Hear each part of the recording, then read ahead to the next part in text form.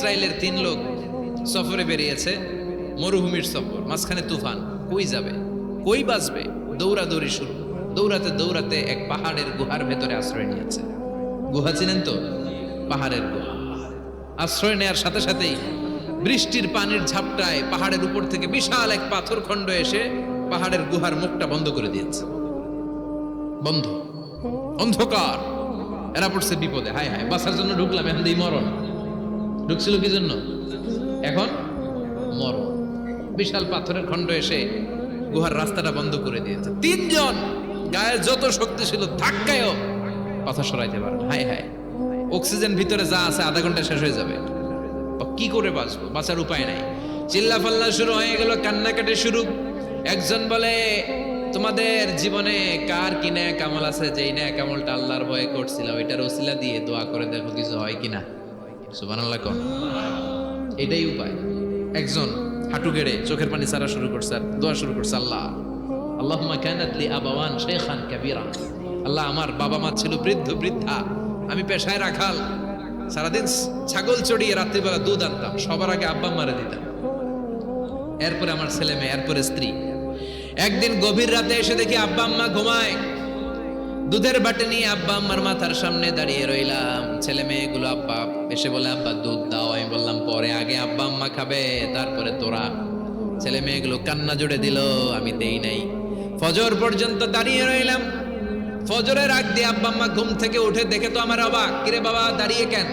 বললাম প্রতিদিন দুধ খেয়ে ঘুমাও, আজকে আগে আগে ঘুমিয়েছো, দুধ খাও নাই, তোমাদেরকে আগে দিব বলে দাঁড়িয়ে রইলাম। আল্লাহর ডেকে বলে, আল্লাহ ওই দিন সারা রাত দুধের বাটি নিয়ে মা বাবার শিওরে আমি দাঁড়িয়েছিলাম। ফজরের সময় আব্বা আম্মারে দুধ খাওয়ালাম, তারপরে ছেলে মেয়েদেরকে দিয়েছিলাম, তারপরে স্ত্রীর মুখে দিয়েছিলাম। ও মাবুদ, ওই দিনের এই কাজটা আমি দুনিয়ার কাউরে খুশি করার জন্য করি নাই, শুধুমাত্র তোমার খুশি ছাড়া। ওই রাতের ইবাদত যদি তোমার দরবারে ভালো লেগে থাকে, ফাররিজ আন্না মা নাহনু ফি, আজকের বিপদের দিনে কেউ বাঁচানোর নাই, তুমি আমাদের বাঁচাও। ফানফাজারাত, মুহূর্তের মধ্যে 1/3 বিশাল পাথর খণ্ডটা 1/3 ডান দিকে সরে যায়, একপাশে সরে যায়। সামান্য আলো বাতাস ঢুকতে আরম্ভ করলো। এখন বাতাস ঢুকে, এখন বেঁচে থাকতে পারবে এই নিশ্চয়তা হয়েছে। সুবহানাল্লাহ কোন। এবার সে বলল, ভাই তোর কি আমল আছে বল। দ্বিতীয় জন হাঁটু গেড়ে আবার চোখের পানি ছেড়ে আল্লাহর ডেকে বলে, মাবুদ আমার এক চাচাতো বোন ছিল, কানাত লি ইবনাতু আম জামিলা ওয়া কুনতু উহিব্বুহা কাআশাদ্দি মা ইউহিব্বুর রিজাল আন-নিসা। আল্লাহ, সুন্দরী, অনন্যা, অপ্সরী, প্রিয়ংবদা, অনুসুয়া, গুণবতী, রূপবতী আমার এক চাচাতো বোন ছিল, তার প্রেমে আমি ছিলাম পাগল পাড়া, কিন্তু সে তো আমার ডাকে সাড়া দেয় না। অনেক চেষ্টা করলাম তারে পাওয়ার জন্য। চাচাতো বোন আমারে বলে, 100 স্বর্ণ মুদ্রা যেদিন দিতে পারবা ওই দিন আমারে পাবা। এবার আমি স্বর্ণ মুদ্রা কালেকশনের কাজে লেগে গেলাম। বছরের পর বছর চেষ্টা করে 100 স্বর্ণ মুদ্রা যেদিন পেলাম ওই দিন চাচাতো বোনের কাছে গেলাম, যে তার হাতে স্বর্ণ মুদ্রা দিলাম, বললাম চলো এবার আমরা অপকর্ম করি। স্বর্ণ মুদ্রা পেয়ে সেও খুশি, আমিও খুশি। সে পাইছে স্বর্ণ, আমি পাইছি তারে। গোপনে একটা রুমের ভেতরে ঢুকলাম, দুজনে জামা কাপড় খুলে ফেললাম, নেকেড হয়ে পাপ কাজ শুরু করব। ইন দা মিন টাইম আমার চাচাতো বোন আমারে বলে, ও আমার চাচাতো ভাই, আমারে তুই আমার সতীত্ব তুই নষ্ট করে দিস না, ইত্তাকিল্লাহ, আমার সম্ভ্রম তুই শেষ করে দিস না, ইত্তাকিল্লাহ, আল্লাহরে ভয় কর। আল্লাহ, ওই মুহূর্তে ফিরে আসা কঠিন কঠিন, কিন্তু ইত্তাকিল্লাহ, আল্লাহরে ভয় করে। এই শব্দটা যখন শুনলাম আমার ভিতরটা কেঁপে উঠেছে। আমি মুহূর্তে তোমার ভয়ে জামা পড়ে ওই রুম থেকে চিৎকার মেরে বেরিয়ে গিয়েছি। আল্লাহ, সেদিন আমি পাপ কাজ করি নাই, সেদিন আমি মনের খায়েশ মিটাই নাই, তোমার ভয়ে সেদিন আমি দৌড়ে পালিয়েছি। ওই দিনের ইবাদতটা, আমলটা যদি তোমার কাছে ভালো লেগে থাকে, ফাররিজ আন্না ফিমা নাহনু ফি, আজকে যেই বিপদে আছি তুমি বাঁচাও। বলার সাথে সাথে 2/3 2/3 পাথরের খণ্ডটা আরো ডান দিকে সরে যাবে। সুবহানাল্লাহ পড়েন। এবার আরো বড় ফাঁকা হয়েছে। এবার তারা বেরোতে চেষ্টা করলো, দেখে মাথা বের হয়, শরীর বের হয় না, হাত বের হয়, পিঠ বের হয় না, পা বের হয়, দেহ বের হয় না, আরো ছুটতে হবে। এবার বাকি আছে কয়জন? একজন। সে দোয়া করতে শুরু করলো, আল্লাহ ইস্তাজারতু জারাক, আমি ব্যবসায়ী ছিলাম, অনেক শ্রমিক ভাড়া করে একদিন একটা কাজ করালাম, সব শ্রমিকের টাকা দিয়ে দিলাম। এক শ্রমিক টাকা না নিয়ে ভাগলপুর কই যে গেছে নিজেও জানি না, ওর টাকা আমার কাছে রয়ে গেল। এই শ্রমিককে আর টাকাটা বুঝাই দিতে পারি নাই। এই টাকা দিয়ে আমি কয়েকটা ছাগল কিনলাম, এই ছাগলগুলো বাচ্চা দিল, ওগুলো বাচ্চা দিল, ওগুলো বাচ্চা দিল, দিতে দিতে বিশাল ছাগলের ডেইরি ফার্ম করে ফেললাম তার ওই টাকা দিয়ে। 1 যুগ 12 বছর পরে সে এসে বলে আমার টাকা ফিরায় দাও। আমি বললাম এই যে ছাগলের ডেইরি ফার্ম পুরোটাই তোমার। সে বলে আতাস্তা জি মিন্নি, আমার সাথে ঠাট্টা করো? আমি পাই সামান্য কয়টা টাকা, 1 যুগ আগে যে টাকা পাইতাম ওইটা দিলেই চলবে। আমি বললাম ও শ্রমিক, তোমার টাকা দিয়ে আমি ছাগল কিনে ব্যবসা করেছি, ছাগল বাচ্চা দিয়েছে, বাড়তে বাড়তে বাড়তে বাড়তে আজকের বিশাল এই ডেইরি ফার্ম। এই ডেইরি ফার্মের মালিক আমি নই, তুমি নিয়ে যাও। বলার সাথে সাথে শ্রমিক আনন্দে নাচতে নাচতে ডেইরি ফার্ম নিয়ে যায়।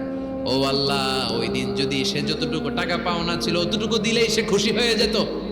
শুধু তোমার খুশির জন্য পুরো ডেইরি ফার্ম আমি তারে দিয়ে দিয়েছিলাম। আল্লাহু আকবার।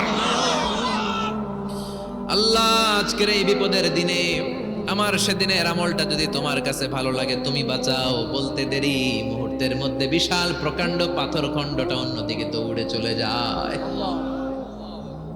পাহাড়ের গুহা ওপেন, পাথর খণ্ড নাই। আল্লাহর শুকরিয়া আর তাকবীর দিতে দিতে 3 জন বের হয়ে যায়। সুবহানাল্লাহ পড়েন। সহিহ বুখারীর বর্ণনা, সহিহ হাদিস। নিজের এমন কোন নেক আমল যদি থাকে যে আমলটা শুধু আল্লাহর জন্য করেছিলাম, ওই নেক আমলের ওসিলা দিয়ে দোয়া করলে দোয়া কবুল করবে কে? করতে রাজি আছেন তো? এরকম অনেক শুনবেন, ক্যান্সারে আক্রান্ত, দুরারোগ্য ব্যাধি, বাংলাদেশের চিকিৎসা শেষ, ইন্ডিয়া গেছে, কয় বাঁচবো 3 মাস। কয় মাস? এরপরে 7 বছর বাইসেছিল। কেমনে বাঁচল? কেমনে? দোয়া। দোয়ার পাওয়ার আছে না নাই? তবে দোয়াটা দোয়ার মতো হতে হবে। সিনসিয়ার দোয়া ইজ লাইক এ মিসাইল। একনিষ্ঠ দোয়া এটা মিসাইলের মতো। মিসাইল হামলা করলে ইঞ্চি ইঞ্চি যেখানে মিসাইল বোমাটা পড়ার কথা ঠিক ওখানে পড়বে।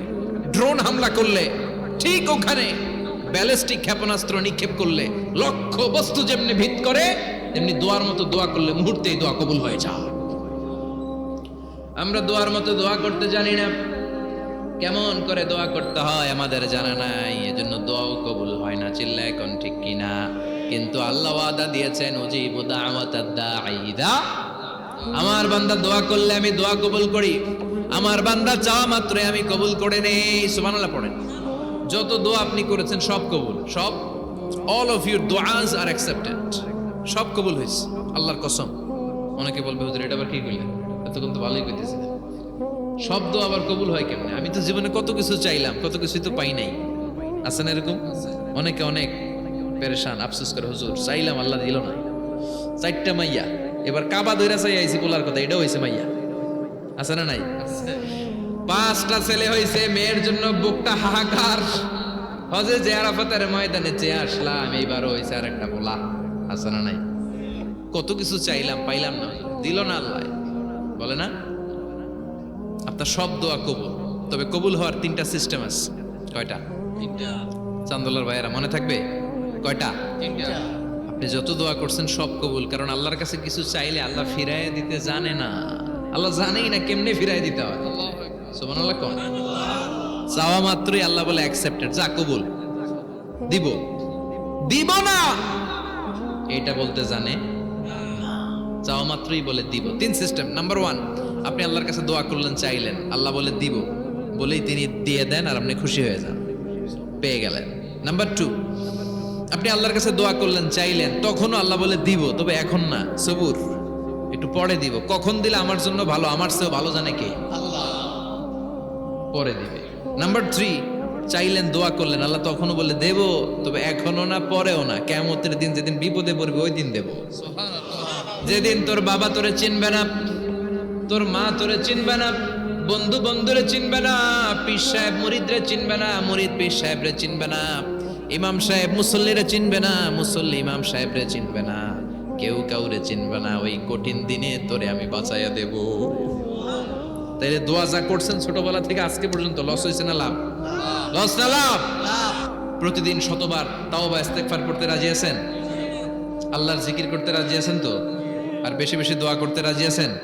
সবাই সবার জন্য দোয়া করবো, রাজি আছেন তো? আল্লাহ আমাদের সবাইকে কথাগুলো বুঝার, আমল করার তৌফিক দান করুক। আমরা